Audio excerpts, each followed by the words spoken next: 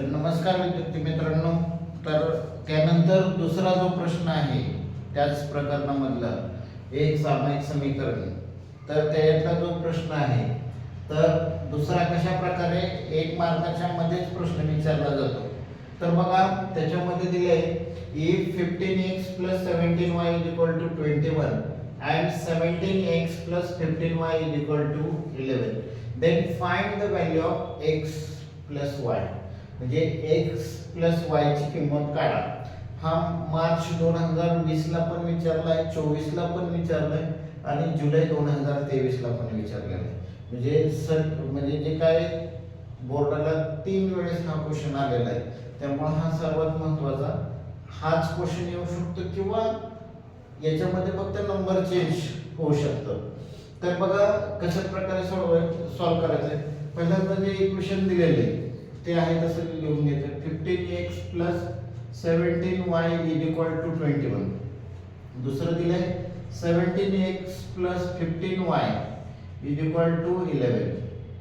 जर बघितलं तर यांची काय करायचे, ऍडिशन करून घ्यायची.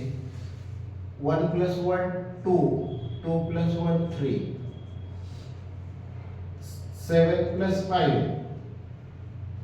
12, 1 कॅरी 3 म्हणजे 32y plus x x x x 5 plus 7 12, 1 carry 3. म्हणजे या ठिकाणी 32x plus 32y is equal to 32. म्हणजे 32 32 32 आले. तर आपल्याला डिवाइडिंग बोथ साइड बाय, आता इथं बघितलं तर डिवाइडिंग बोथ साइड बाय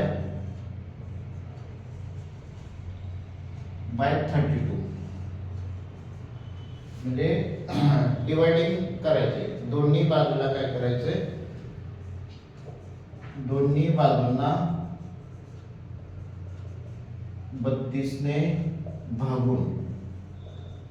घालवायचा. 32 ने जर तुम्ही बघितलं तर दोन्ही बाजूंना 32 ने भाग घालवला याला,